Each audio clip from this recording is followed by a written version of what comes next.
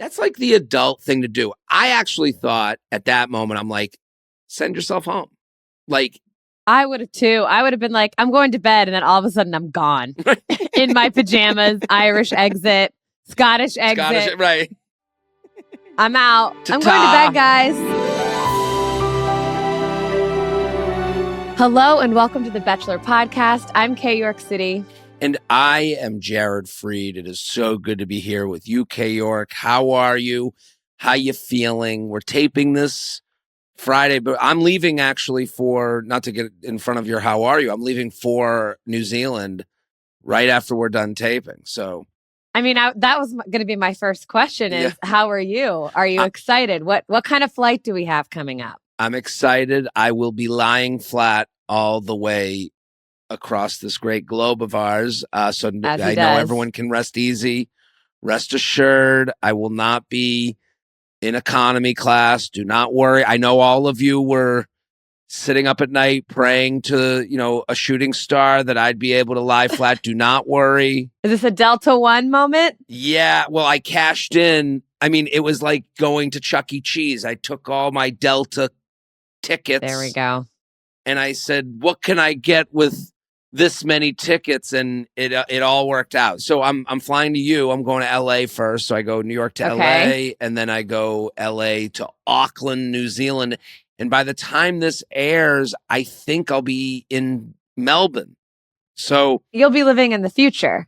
I'll be living in the future. Hold on. Actually, now that I think about it, I think when this airs, it may be, I'm so confused on time. Like I won't know time differences until I'm there and I can like relate to New York me. But I know, I think I'm going to be in Auckland. The show is Monday night in Auckland, but I don't know what that means here. I don't know. I'm all confused. I'm all turned around. So I don't know. It could mean anything at this point.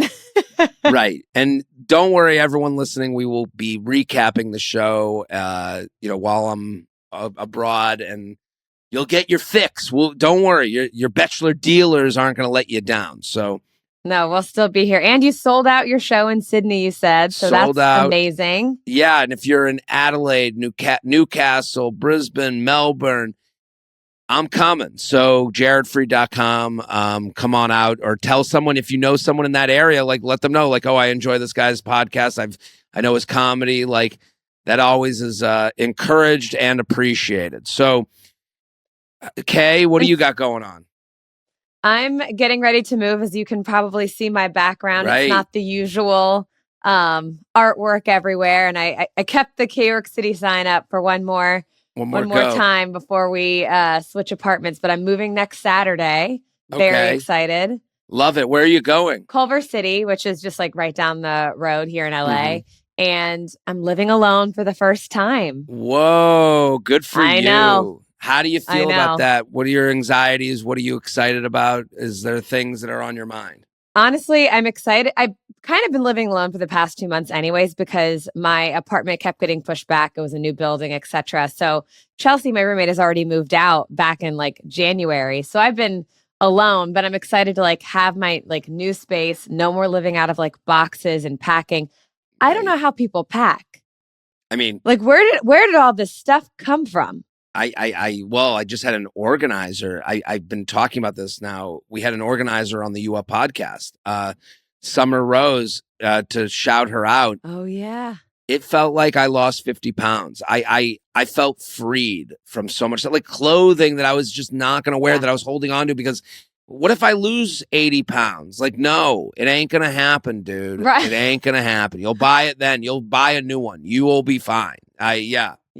I mean, I just packed my bags. I'm going in 2 bags to Australia and New Zealand. And like, I did a pretty good job, but I packed a lot of stuff. Like, I'm like, I don't think I'll need any of this. Like, this is crazy, but I think I'm going to I didn't even try it on. I'm like, well, I will throw it away there if it doesn't fit. I will just be rid of it. If it doesn't fit. Yeah. Goodbye. It doesn't come home. Yeah. It doesn't come home. So this will be my last. Well, I have one other time recording in this room, and then the new setup is going to be great. We're going to be, it's going to look like a studio.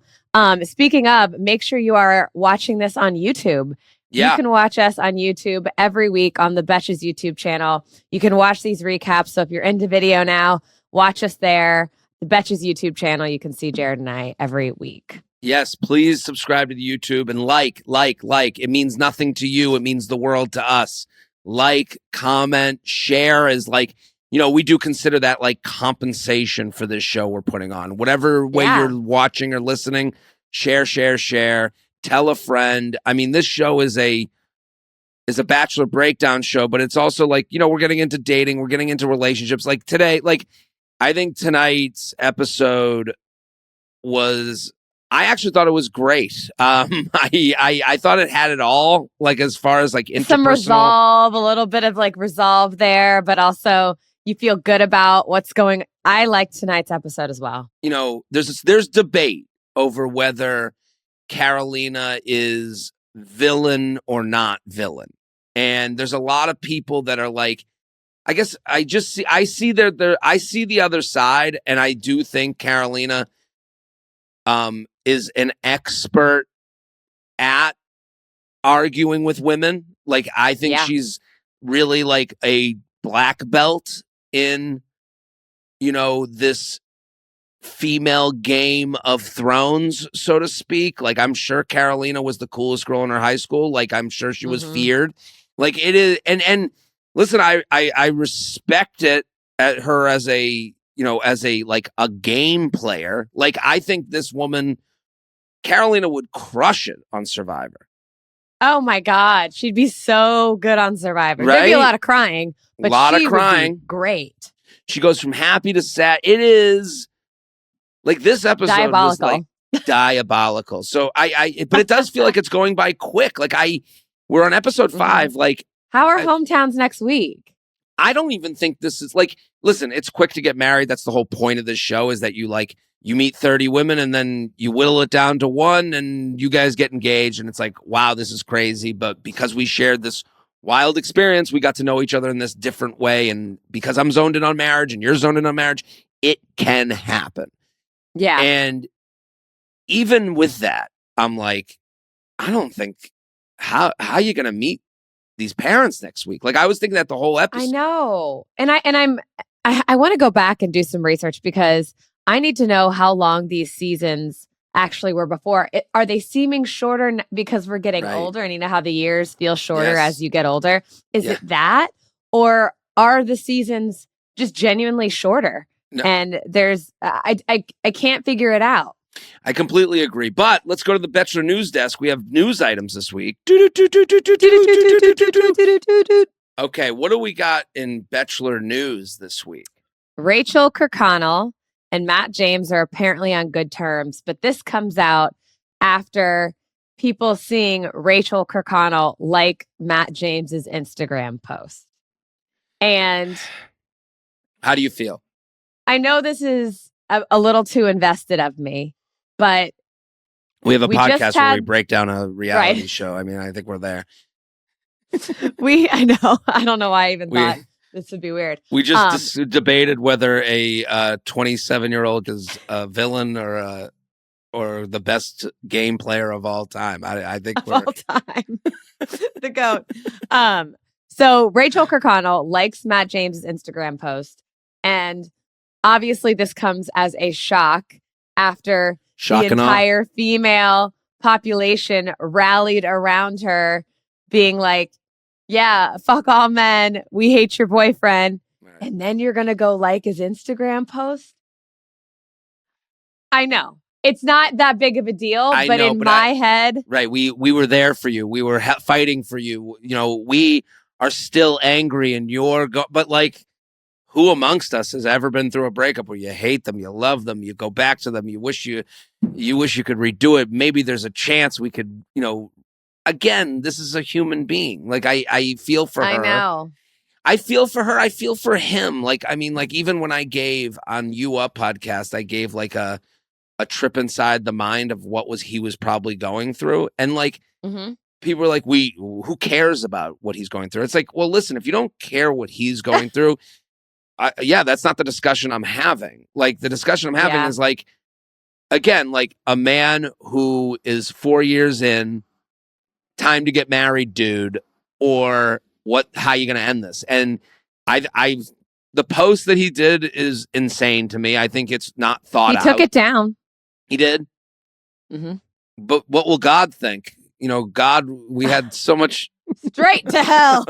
Shame. We have no godly understanding of our Father and Lord, our Savior, Matt James and Rachel Kirkconnell's relationship. Amen. Like I know such it a is sermon. not that.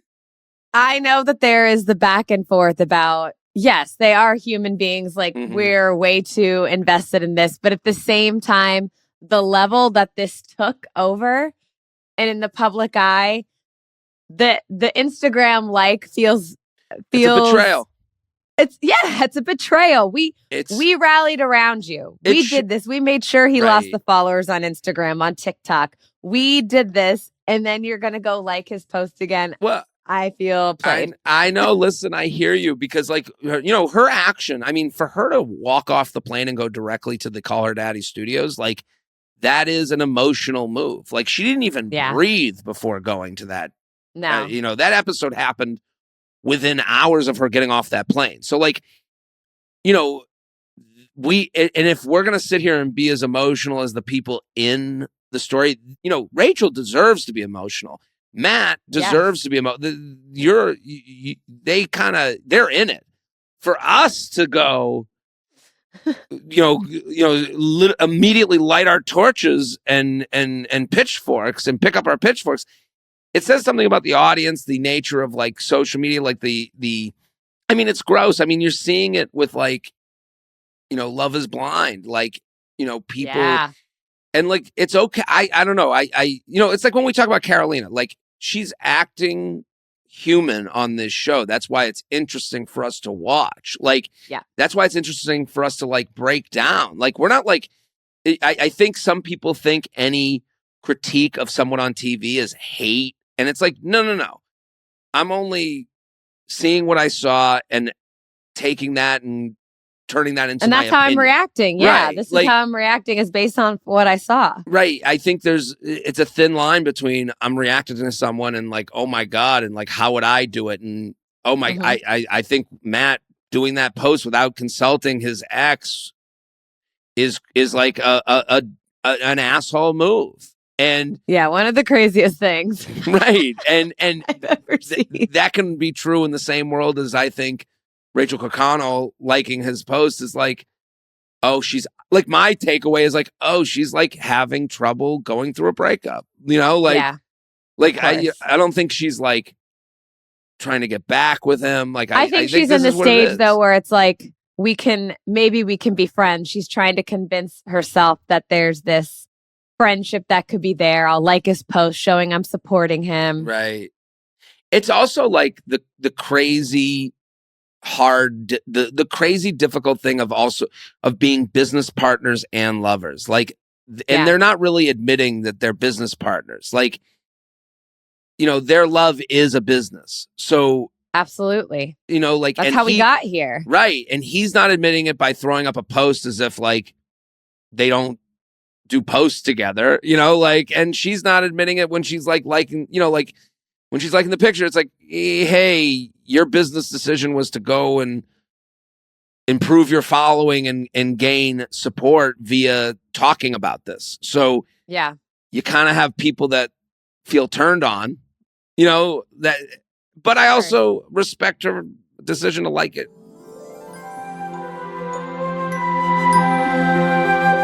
Let's do another story. I hadn't heard this story. So there was a weekend, I think they were in Montana, and there were a lot of, the Bachelor group of girls are together. Your girl, Ariel. Yeah. A whole group with Litia. So I think they were in Montana, I think, somewhere. Are we sure it's not Utah? Or was it Salt Lake? Was it? I thought it was Utah because Litia was there. It might be Utah. Maybe she was an easy call to come hang with us. We got this thing going. We saw you on the show. We think you're right. Awesome. I don't know. No, it's somewhere in the snowy. The videos are everywhere because there's 5 of them, and it's every angle. I'm seeing it from every single one of them. Yeah. Katie Bigger, Charity, Gabby's there, Litia, obviously, Ariel. It's a whole group of girls. And I have a theory at the end of this that I wanted to run by you. But essentially, they made a TikTok with a trending sound where it's like, ew, oh my God, Jason just texted my phone. It's just like a sound that turned into a comment from Katie being like, obviously, Jason Tartick as a joke.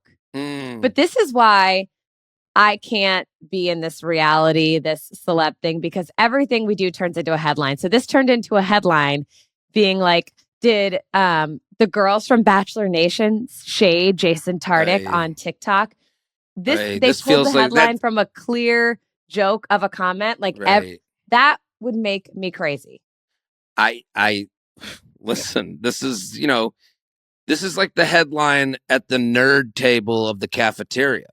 Like, these are the cool girls having fun, and then us losers, and I'll include myself in the nerd group, being like, right, we're the losers, being like overhearing the name Jason, going, oh, I guess they hate Jason now. It's like, okay, we need a lot of this is mirror time. Like, we as an audience need to like fucking ease it, like log chill off. Because I didn't see this whole thing with the Jason thing. I will say this as a person who broke down. Well, also people are saying it because Jason has the reputation of dating people with followings, people in this world of kind of like, clout chasing. He's gotten that reputation because he's dated a couple of women who both have huge followings, and then he's in the videos, and I've made fun of him for all of this. I have to say, of the people I've met in like the Bachelor universe, Jason is like total mensch territory. Like, this guy's a great guy. Yeah, he's a nice guy, of course. We talked about his breakup for like a good 20 minutes. He sent me a voice note that was like so awesome. So like he got it. Like, he was like, he didn't take again, I'm dissecting the human element, the idea that I do these things, like, how would I feel? That's why the shows are great. That's why The Bachelor's great. What would I do in this situation? How do I see it? What's going on? Right? Like, and the best part is you don't actually have to ever be in it. It's an avatar. These beautiful people are avatars. Yeah. So because like to see, like, I didn't know that he was getting like with the Jason, people hating on him. Like, I hope he didn't have to read it, because I do think when you read things about yourself that are mean, there's a digestion. It goes through your body. I really do. Like, I'm not a woo-woo guy, even though I have these crystal stones in front of me that were given to me by the tarot reader. Oh my God, where's Prisa? Call Prisa right now. I'm a stones guy. I got 5 in front of me. If you're watching on YouTube. So the fact that you brought them up, just like they're on my desk. I play with them. I play. I play with my stones. What man doesn't? So yeah. Okay, but here's my what's your theory? I want to hear it. So there's that video that was created. All these girls are together. Litia's there. When I see these Ariel, who turned me down for a date, sadly. Her loss. Ariel could have been in Delta One right next to me, holding my hand. No, never mind. Guess we won't go on that date. I DM'd her to go on a date. She ignored the DM. Damn. It happens. Whatever. This is wins and losses. It does. Good luck to her. Okay, so my theory is that all these girls are together, but usually when I see a bunch of these big groups together, especially before a season's over, especially like when it's some alumni plus a newbie, I don't think Litia is engaged to Grant for sure. Okay, so this is my question to you off of this, because Litia, what an episode for her. Here's the thing about Litia. I disagree with the premise of her being on the show. Like, I don't get it. Because you're in this Mormon faith. You've only dated a Mormon. To me, and you're saying that you just want to stop dating. You just want out of this whole game. And then you do that by going on this show that is like quite a long shot. You go, how is this Is this a trustworthy, like they kind of play against each other. But then as I'm watching her on the show, she is fantastic. She's a breath of fresh air. Mm-hmm. And absolutely gorgeous. She is a model. Like, how tall do you think she is? I think she's tall. She just looks, she has the length. Totally. Or like this, she looks like she would be tall. She looks like she should be the mascot for Pilates. Like, she's got like the length, you know, that teeny tiny waist. Right. And long. Yeah. Like, it looks like she's been doing an exercise with her index finger for 8 hours, you know? So, and then I'm like, when I'm watching her on this episode, I'm going, well, the premise stinks because why would she do this? But then the idea that she could fall in love quickly and get engaged quickly actually doesn't stink because of the Mormon thing. Like, yeah, that part works. Right. So you go, so maybe this, like, I believe her falling for Grant. But if she's never dated somebody outside of her faith, mm-hmm. and she's going to take a chance on one random guy, if she was the Bachelorette and brought in a bunch of guys that weren't Mormon, that would be that would make more sense in my head. It's like, okay, well, at least you have multiple guys to choose from that aren't in your faith mm-hmm. or your religion. Now you're just putting all your bets on one. Right. And he is clearly confused on what any of that means because he's like, he's like, Litia's worth it. I was like, do you know anything about, have you watched Mom Talk? I would have had so many more questions. Like there's a point with this God talk. I mean, we'll get to it when we get to the date, but like, I agree with you. I'd be like, are you wearing the magic underwear? Like, is that happening? Right. Is that a real thing? Like, I'd have so many. He's just like, yeah, same God, but like, let's agree that it's a different thing going. I actually Googled. It's a big different thing going on. There's a whole musical about it. Right. A parody. I Googled the age. Do Mormons get married early? And yes. It is earlier than the national average, which the national average is way younger than maybe people would think it is. So it showed, like, this was AI on Google, so take that for whatever it's worth. But it was like 22 to 24 is when the Mormons generally get married. And it's like, then are we hearing Litia's whole story? Like, I know she's crying because she's tired of dating, but like, wouldn't you think, how old is Litia? Do we know?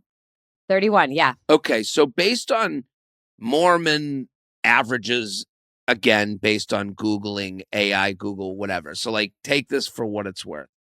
Wouldn't you wonder what's been going on the last maybe 6 years as a Mormon in Utah, that you didn't get married, that you didn't have a long...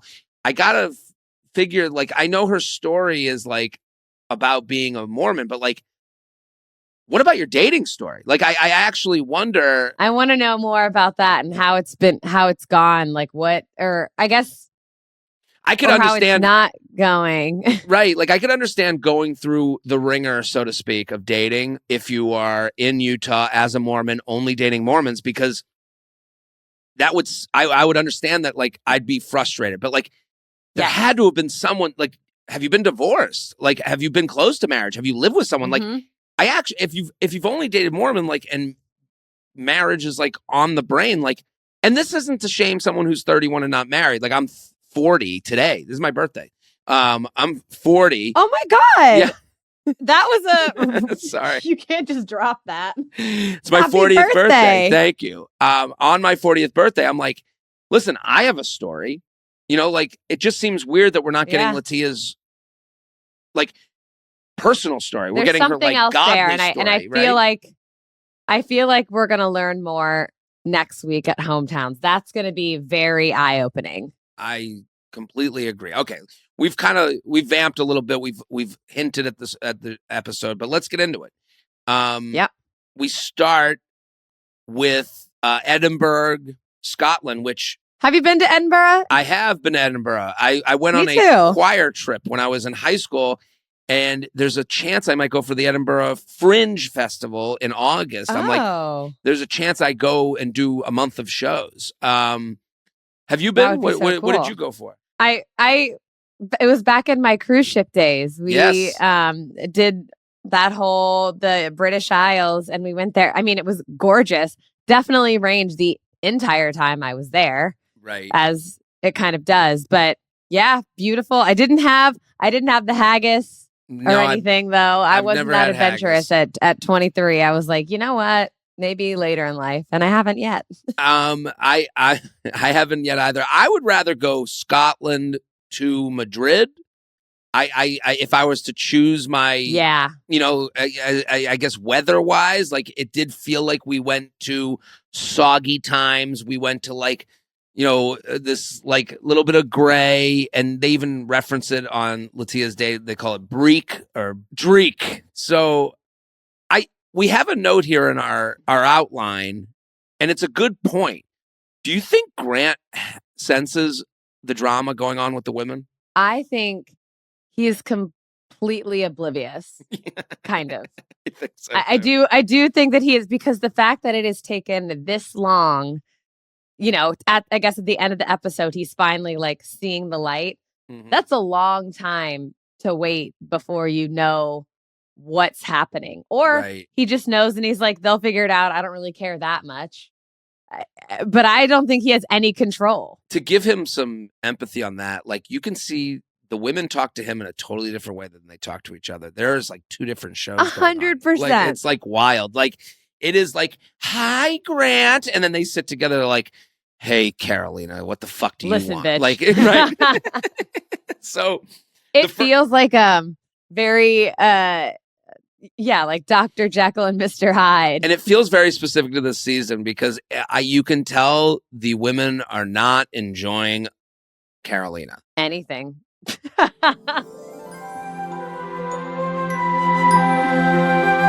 So the first one-on-one, we basically are told there's going to be 2 one-on-ones, no roses. They're going to do and then there's going to be a group date. So like the pressure is on because Juliana has not had one. Zoe has not had a one-on-one. And that's kind of like the what's going on of it all. Like we're going to learn a lot by who gets the one-on-one and who doesn't. So the first one goes to Juliana. What did you think of her, the date? What's going on?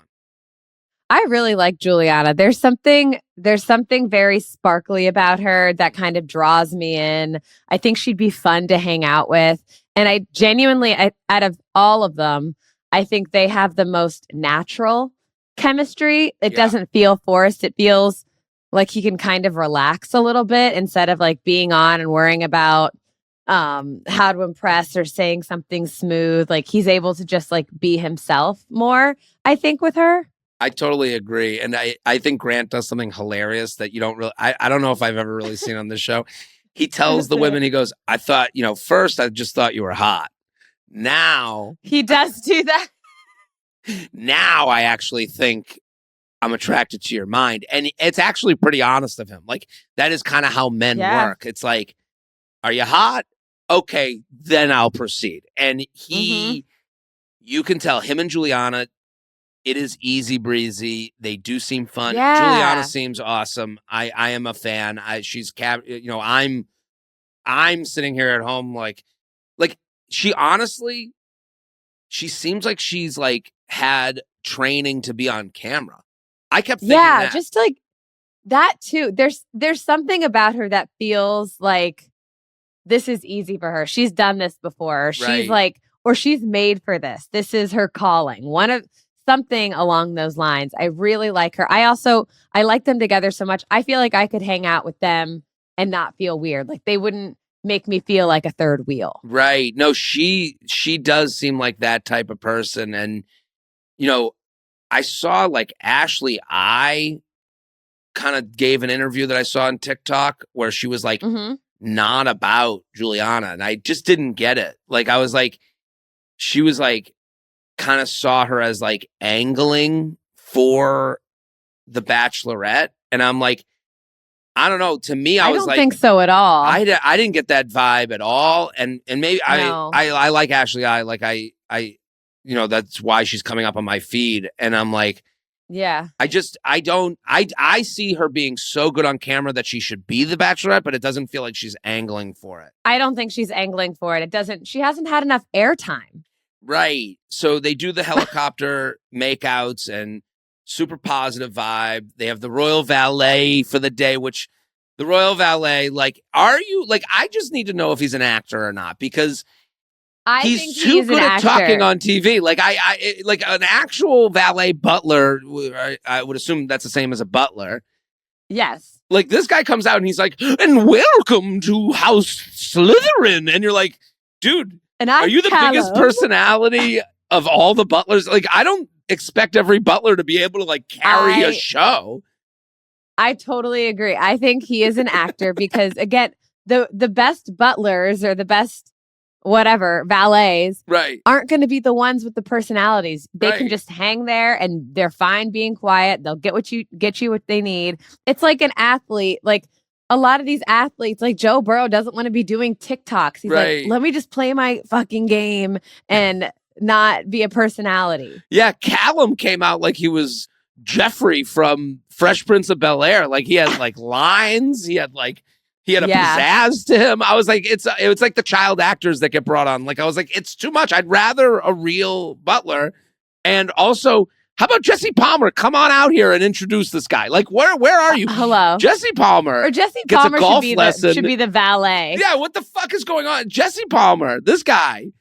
I don't know where in his contract he's like, I gotta play golf, I gotta play tennis, I gotta play. He plays a game of golf with Grant.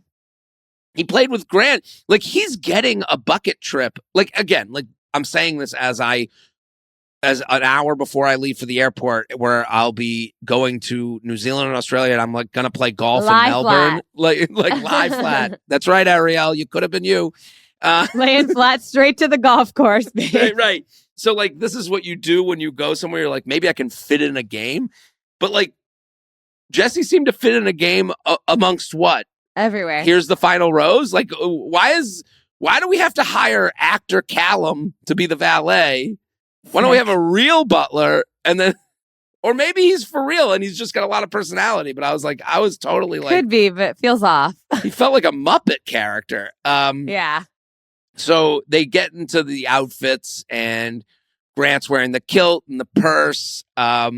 He looked good in that kilt. He pulls it off. Grant's a good-looking dude. I mean, he is, but I think that was his best outfit. Yeah, he pulled off the whole thing. This whole trip he pulled off. I think that he kind of shined, even though he does seem oblivious to these women hating each other. Completely. No idea. So they go to this dance hall. I would walk 500 miles. The whole time I'm like, what's the song? You know, like I'm like, oh, I know. Like I These know are my this favorite song. though. I love the vitamin string quartet type of songs, the pop music. Obviously, this is a play on Bridgerton, which is huge right now. Obviously, I thought this was so cute. Yes. I would have loved this. I would have eaten this alive. It is something that, like, if you've ever been on a set, it can ruin it for you because you're like, this is so cheesy, but they're like, we got to get this moment. If you can, like, remove yourself to, like, know that they were like, hey, even though Juliana and Grant have already seen each other, they're, like, hanging out, but they're like, hey, Juliana, go over there. You're going to walk through. They're going to have this dance. And it's like, it did come off fun. Like, it did, like. And he's just, like, standing there, like, the prince. Yeah. And she's walking. I wish he would have walked to her. She's in heels. That's diabolical. So we get this walk to her. So then they have the dinner, and Grant gives the cheesiest line of all times. He's not the most like poetic. He writes a lot of poetry. He is a musician. You know what? I take it back. He is a musician. We do get to see some of his poetry later. We can workshop things around. Juliana opens up at this dinner. What do we think of Juliana and Grant's like getting deep conversation? I don't know, obviously the context leading up to it, but I think she kind of dove in right away almost to this. It didn't feel like there was any sort of big lead in. She was kind of just like, hey, I want to let you know that I'm obviously a super happy person, but this is not me all the time, and dives into her growing up with somebody close to her. I don't think she said specifically, but I'm assuming it's her parents. She very obviously was protecting people in her life. Yeah. I think she got like, I thought it was an interesting scene because Grant, who's like, my dad's an addict, like, it was tough on us. Grant's out there. Like, I mean, like, and Grant's dad is on the show. Like, yeah. And they clearly supported, they found, they've mended their relationship. And it seems as though Grant's dad is an admitted addict and like, probably considers himself sober. Like when you say the name of the person, like, I don't know, because I was listening to Juliana, her thing was like it seemed as though it was something that was going on that may have not been spoken about at home. Like I actually like, I think she's probably like a little bit, I wonder how she felt about this episode coming out. Like, because the way she was probably nervous. Yeah. Right. It felt very cryptic, but she was like giving us enough information where we knew that somebody in her family, whether it was a sibling or parents or grandparents, had addiction issues, but was still protecting them by not saying their names or who they are, which will be interesting to see when we go home. I think there's going to be more to this next week at Hometowns. And they connected on like, hey, we've kind of had to be, we were in similar positions. And it was, you definitely felt the connection. It was just, I couldn't get off the idea that like, it seemed as though she has assumed someone in her family had a problem, but it was never admitted by them. Interesting.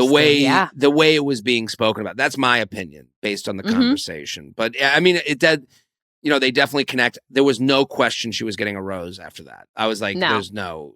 So no, yeah. I think we're going to learn more next week when we go home to her hometown. Do you think this is the strongest one-on-one date that we've seen? It's hard with Grant because it seems like he connects with everyone. And I know. I think it's the most natural one-on-one, like, because sometimes these one-on-ones, you're attracted to each other, but it could feel kind of robotic or a little like awkward at times. This never felt awkward. I do feel very similar to Litia, which we'll get to later, but I think those two have such a great bond as well.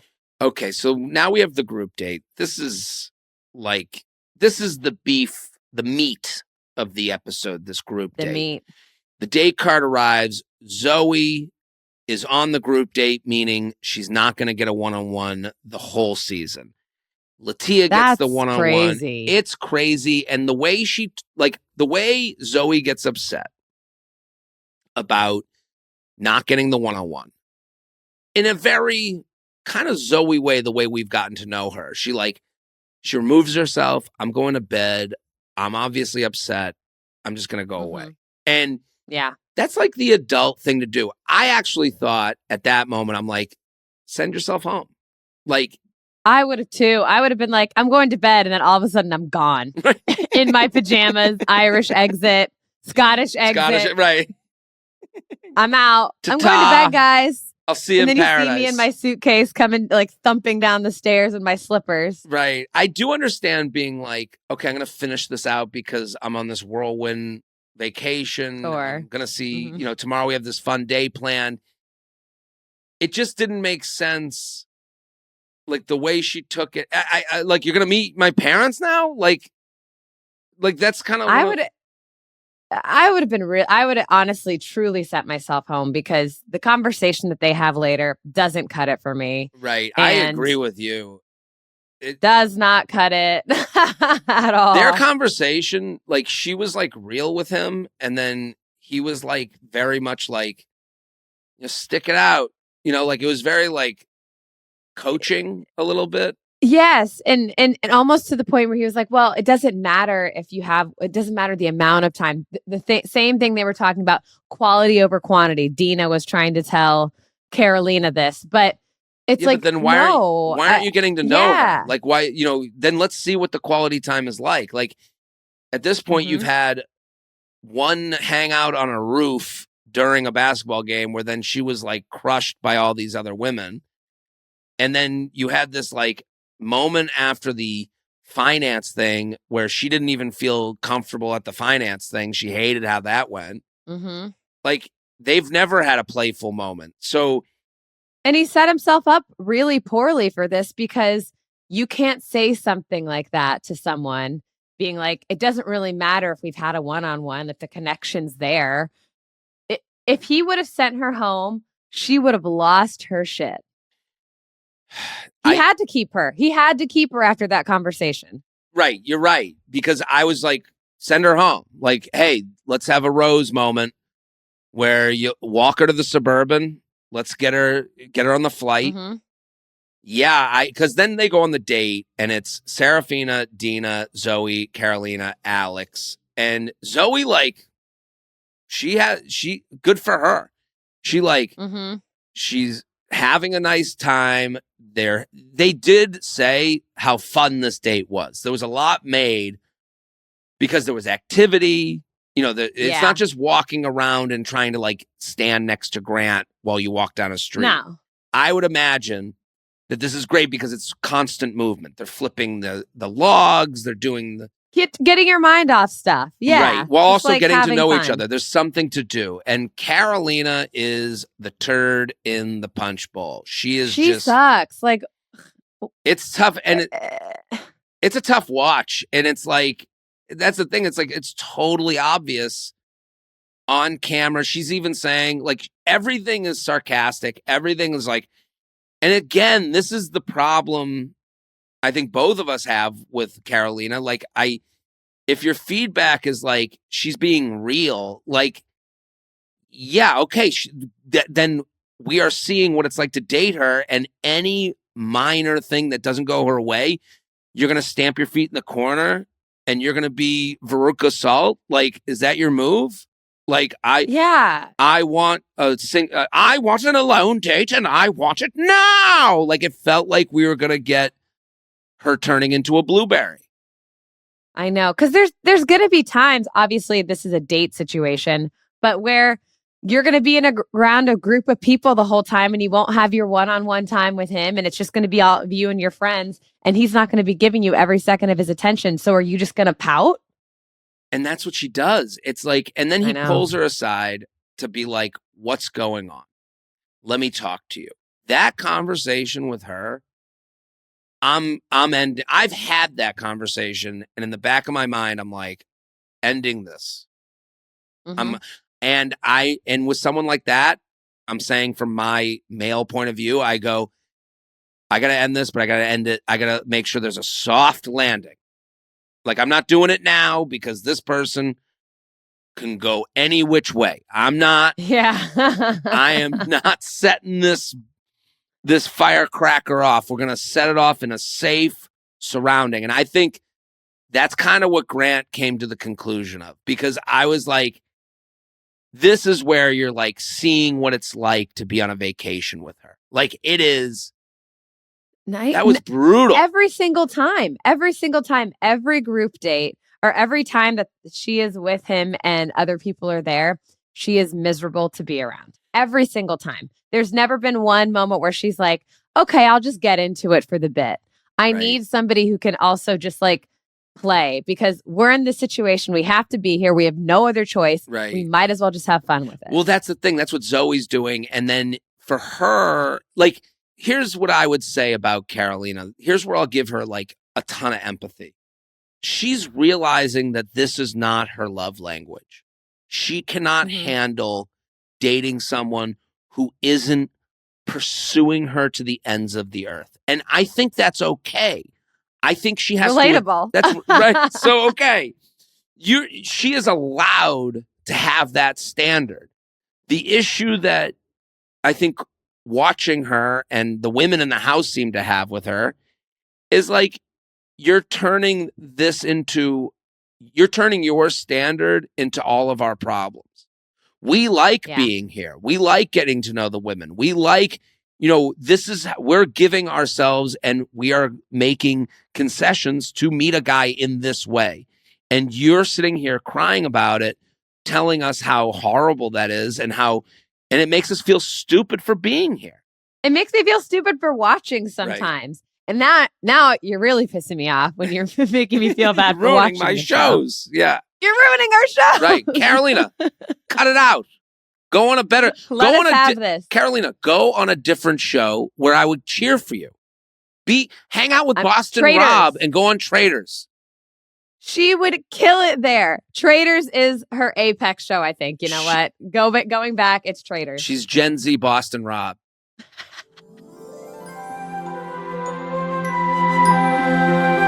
So the rest of it gets canceled because of rain. So like Carolina like co-ops the time again. Then the rain happens. It's like that's a bad thing because the rest of the women, like Zoe's like, I didn't even get my time. Like I'm trying to like figure this out. And Dina, who took Carolina's side last episode, and we actually forgot to mention this. The reason she took her side, she wasn't on that group date. She didn't see it. Right. She wasn't. She didn't see it all happen.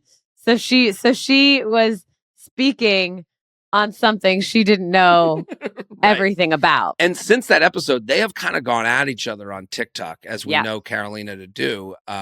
They've kind of like Dina as well. Oh yeah, she's posted some. They've both posted some sassy karaoke, as I've come to call it. Oh my gosh, yes. We love some sassy karaoke. Oh, now I need to do a deep dive on Dina and Carolina's TikTok. Wow. And Dina's also getting told that she should do a middle part. That was another part. Now I went deep dive. Dina, not everybody needs a middle part. I think never Dina have a middle part. Right. Dina looks good with a side part. I look like Keith Urban with a middle part. I really need you to think because it's so bad. It's not for everybody.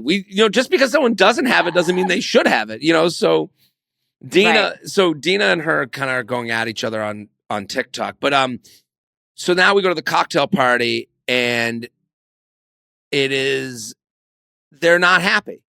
The group everybody's pissed. Dina and Serafina have this like little squabble with her, and that's when Carolina runs up the stairs. I'm evil. Did you sense what I sensed? That Carolina went from miserable to be there, I'm not getting pursued in the way I want to be pursued, to this argument from my end and watching this show. I was like, is she now motivated to get Grant in spite of these other women? Like, it felt like she went... That's how it feels. Right? It felt like she went from, I like this guy, let me get him, why is everyone being so mean to me, to, I'm going to bury these women by winning this guy. Yep. That was crazy. That's what made this episode so good. I was like, I'm watching her. She doesn't give a shit about Grant anymore. It's changed. And I do feel like that's kind of how it changed with Devin and Jen as well. Devin was being shit on so much to a point because he kept like monopolizing the time that I think Devin was just like, I just want to win at this point now. Right. And he got out the second the show was over. Right. Because Carolina, like, I was like, oh my God, because she's crying 1 minute, then she like, you just saw her whole vibe turn to like, it was like, the Rocky music started playing. She was like, no, and she goes and talks to Grant and pulls Grant aside. And it was like night and day. She's all of a sudden happy. She's bright. She's like, I'm going to woo that. Like, it was like woo mode. Like, she was like, it like made me scared to be a man. Like, I was like, because he had no idea. He had no idea any of this just happened. That she just got into a blowout fight with her only friend in the house. Right. Then went upstairs to talk to her. Doesn't mention it. As we have said you should not. We have said you don't go to Grant with the drama. Go there and be fun. And she doesn't. And she doesn't. And it was like, I was in awe of Carolina. I was watching this. I was scared for my own, like, for how quickly I could be just twirled around the finger of a woman. Yeah. Like it was, to me, this was femme fatale, Natasha Romanoff, like CIA shit. In her defense, Dina's argument was shit. You can't be like, oh no, if Grant pulls me aside and I'm talking to him for so long, I'm going to tell him, no, go ahead, you can talk to somebody else. No, she's not going to do that. If she's having one-on-one time with Grant, she's not going to stop him in the middle of the conversation and let him go talk to somebody else and be like, you should go talk to someone else because you've had enough time. Shut the fuck up. That is not how this is working. You're totally right. Carolina, I almost forgot about it. Like Carolina calls out her as a lawyer. She's like, bad argument. This is when I was like, Carolina's here playing a game because she can't stand the whole premise of The Bachelor. And then she all of a sudden knows who would ever do that on The Bachelor. You're on The Bachelor, baby. Mm-hmm. Which is it, Carolina? Like, do you not understand the show? Do you know the show so well that you're playing it exactly how you should? Like, this was us seeing the real Carolina. Like, I really do believe this was us seeing, and it goes back to her TikTok. Go look at her TikTok. One of her pinned videos is her doing Man on the Street. Maybe she's here for a following. Maybe. Just maybe. So. Just maybe. But you're right. And she was right. The argument was flawed. The argument they should have came at her with is, you cried like a baby so that Grant would give you time instead of having a good time. That's the argument. Exactly. Not the you should be giving other women time and getting up and if Grant pulls you, turning him down and saying, you haven't talked to Zoe yet. You should go talk to her. And what? Horrible argument. That would never happen. She is so head and above these other women as a game player. Again, go on Survivor, Carolina. She would crush it. The emotional swings, and also she's winning because she's not playing the girl game. And I think a lot of these women come on the show like the attitude I would have is maybe I'll make some friends and find some love. And I think Carolina is seeing, well, I have no friends, so I'm going to bury these women by taking their love. Nobody's finding love. Right. Right. I have no friends and no one's finding love either. So let's wrap this season up. And this all goes to Dina. So Carolina has this like fake conversation with Grant where everything's hunky dory, comes back and they're like, how's your night? How's your night? And like Serafina's like, we're done. Like you could tell like we're not talking about this anymore. They are just so annoyed with this woman and they know she's not giving them any. They now know we are playing against Carolina. This isn't, hey, whoever he loves, he loves. This is us versus her. She wants to bury. You could see because they're not really having the right argument with her. They're not even bringing, they're just, like Serafina is saying it's done is like, honestly, TKO to Carolina again. Yes. It made her look like the winner of this whole thing. It's tough. It's the whole thing is these girls are so bothered at this point. And then, we get it later when Dina decides to waste her time and talk about Carolina, which ends up working in her favor. But right. It was such a now we're not getting to know you. That vague chat. I mean, the way she was talking, it's like, Dina, just I think you're picking up what I'm putting down. Right. It was bizarre. The thing is that he immediately knew who she was talking about, which is interesting to me. Right. So it's like maybe now I'm thinking maybe he does know that there's shit going on and he just is trying to play coy so he doesn't have to get involved in it. Well, looking back now that we know that Carolina goes home, like maybe he's like, okay, got it. Let's wrap. Yeah, we got it. I think he's like, I don't need to like put it out there. Torture these girls any longer. Right. Okay. So then that ends the group date. We go to the date with Litia, which is just like, there's so little to talk about because it's all like the date with Litia is just like walking around the Royal Mile in Edinburgh. And if you ever been to the Royal Mile, it's just like cobblestones and streets and poets and actors and mimes and whatever. But it must have been a good date because it was all just kind of like shots of them walking. Like they must have been so good that it was boring. Like most couples are boring and they seem like a couple. Right. And the more you do like the silly random things that feel very produced, that doesn't bring you closer. Right. Like just being able to be there with somebody in the rain and walk around is really romantic. Right. It seems like it's just a good date. So then they go to the dinner conversation. They're seated at like a big, long, royal table, whatever, which is funny. And she says that my family's very conservative. I'm part of the Mormon Church of Latter-day Saints. And I don't think, if you remember, when Grant was named the Bachelor, he did go into like a godly conversation. he did mention God being a part of his life. I do remember. And our sweet baby Hakeem was like kind of part of that. Like, I remember like Hakeem is like, and he walks in the feet of God, and you could be like, and I remember Grant like, oh yeah, cool. Like, but like obviously they had conversations about religion and, you know, connecting with, you know, a higher spirit or whatever. And good for them. But like, I think to go back to our earlier conversation, like, I don't know if he asks questions that I would have been asking. He wasn't asking any of the correct questions at all. I'm also, and going off of that, I think I was caught off guard with Litia because we knew she was Mormon, but I was thinking that she was going to come on here and say, I'm like, my family's Mormon, but I do not practice. I'm not but she seems very much like somebody who does practice and that this is her religion and she is fully involved in that community. That's what it feels like. And him not asking the questions, the appropriate questions, or like still kind of jumping into it. I mean, he goes, Litia's worth it. Like, I could see her as a wife. And I'm like, he just went from saying he did it to her too, just like Juliana. I always thought you were hot, but now I like your brain. And I think with that, like, okay, I can agree. We have a vibe. Fine. His conversation with her about God stuff, to me, it's logistics. Like, like, those are the questions he's not asking. It's like, do you have to live in Utah? Do we go to church? How many times do you go? I don't know. Do I get multiple wives? Right.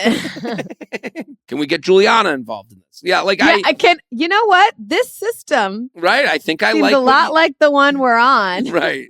So, I mean, it's just again, like, have you had sex? Like, I don't know. Like, these are right. Does she drink? I don't know. Right, cigarettes, no coffee. Like, I like and again, these are all like things you hear. Like, listen, in the same way people hear things about Jewish people and they ask me questions about it, like, yeah, I'll answer your questions that I would know from my point of view, you know, like I don't think these are like mean questions to ask, or these are things that you've heard over the course of your life. Like, let's get into it. The fact that wasn't part of this date, maybe the editors find it boring, but like, I'm sitting here like, I wanted to know. Right, you sure, dude? Like, okay. Yeah. Like, I would have, like, I don't know. So, I mean, I do think this is enticing to him, though, because one thing that I've like started to clock a little bit more is that he's not saying, I can see her as my wife, but he's saying, I can see her as a wife. Like, that is her, like, as a role and not personal, which kind of like has been off-putting to me a little bit. Yeah. Like, and so the Mormonism, well, I guess the fact that Litia is Mormon is probably enticing because of like very traditional wife things, like trad wife culture. So maybe that's something that he's looking for. I don't know. And he has been speaking traditionally just in nature this whole season. Yeah. So do you think he'll be good with a Mormon family? I don't even know what a Mormon family is like. They all seem very nice. I don't think he knows what's going on. I think he is in a very manly way, and I'll speak for myself. I do this too. We're looking 6 inches in front of us. She's hot. Yeah. Now she's kind of cool. Yeah, I'll go home with you. Like, I don't think he's thinking like, obviously, when he's not mentioning like, hey, I've heard some things. Can you update me and make me a smarter, appreciator of the Mormon culture? Like, Yeah. So we go to the rose ceremony.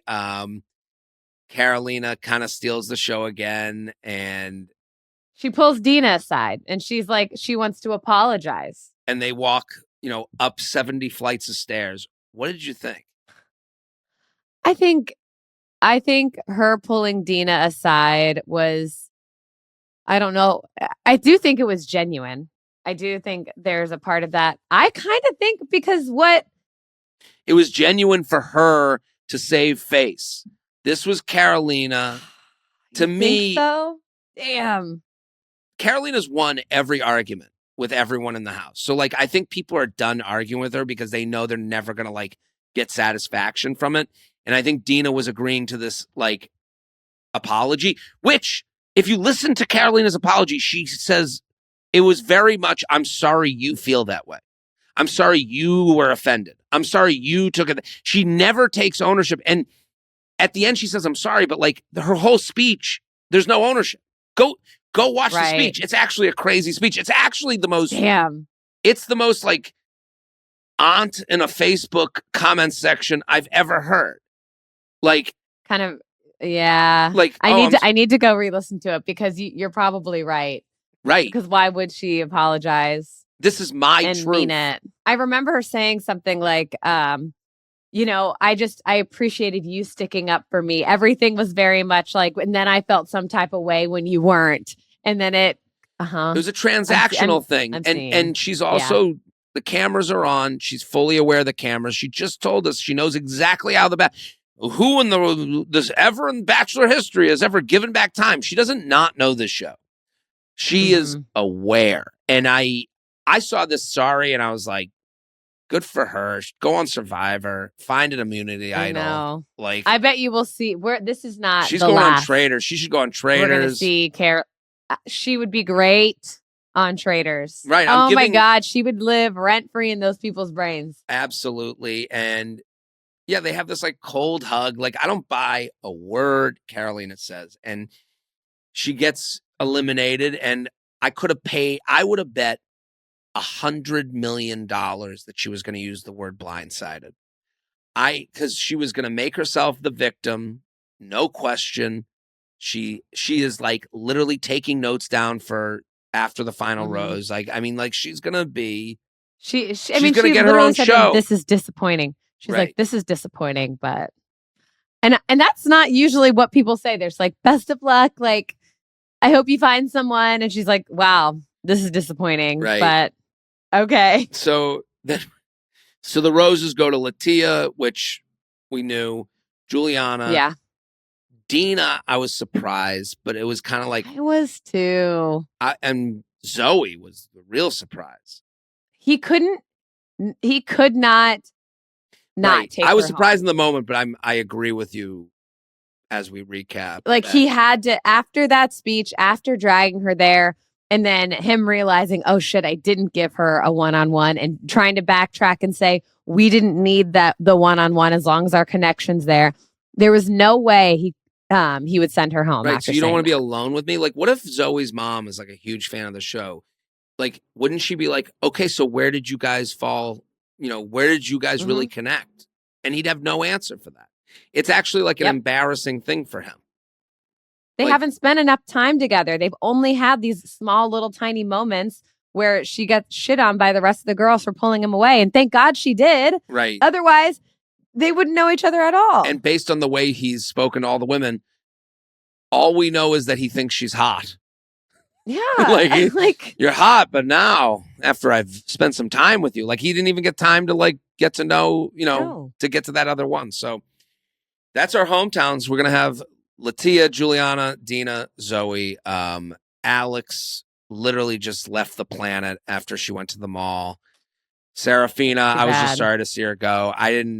Serafina saying she was blindsided was crazy, but yeah, I'm with you. I saw them as like a good hang. Like to me, they were a good hang that I'd see like hooking up, but like it didn't really have the same vibe. The only reason she made it as far as she did was because she was easy to be around. A good hang. Right. I was sad to see her go, but the blind side was crazy. And Carolina leaves angry, which we knew was going to happen. And which as predicted, there were things probably thrown at production on her way out, right, as she's making her way to the van.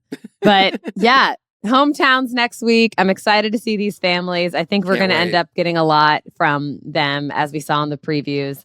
But make sure you're watching us on YouTube. Subscribe to the Betches channel. Like the video. Comment on the video. Share on Instagram story. You can follow us at Always On Instagram. You can follow me at K York City. And Jared, I know we talked about it before, but just in case, give us the plug. New Zealand and Australia, and then I'm coming home to Rochester, Morris Plains, New Jersey, and Nashville. You know, I think Morris Plains, New Jersey is the Sydney of America. So jaredfree.com, and I gotta get my happy birthday. Thank you. I gotta go to the airport. I gotta go. All right, enjoy your trip. Thank you. The Betchelor Podcast is produced and edited by Jazz Zapatos. Social media by Candice Maniga and Samantha Bush. Guest booking by Shanice Kellman. Be sure to follow The Betchelor at Always On.